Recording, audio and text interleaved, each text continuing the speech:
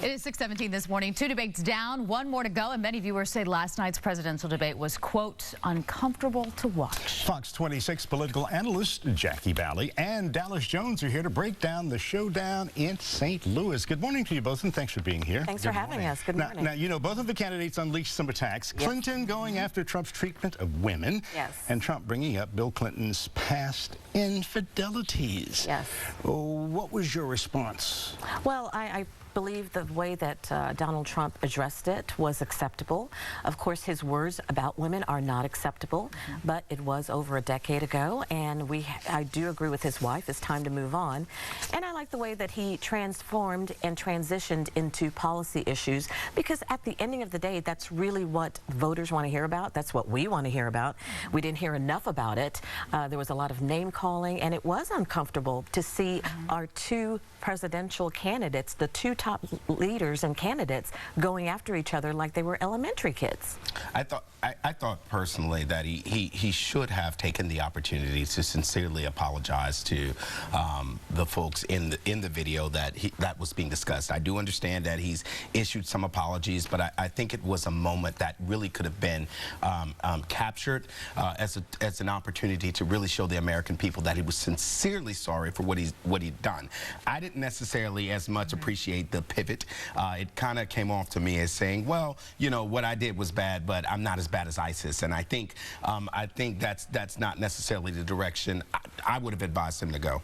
Do you think Donald Trump was able to make a difference? Because going into it, obviously, everybody was talking about this scandal, which is the videotapes from 2005. For people who are not familiar, those are the tapes we're talking about that surfaced where he made comments about women. Billy Bush was also involved. We know NBC has since suspended him, and definitely from the show.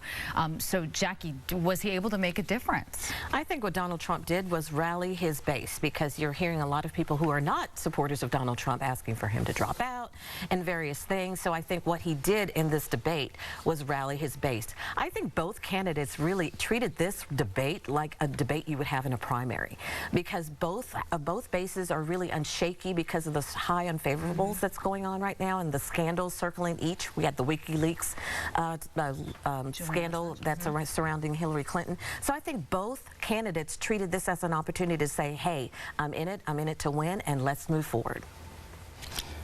Well, I think, you know, it wasn't, and we were discussing, it wasn't a very comfortable debate to watch just all around. And it was almost like watching a schoolyard bully fight, where it was, well, you're this and I'm that, and you're this and you're that. I'll put you in jail. And, you know, you're threatening to put in jail. I mean, Bill Clinton's accusers sitting in the audience.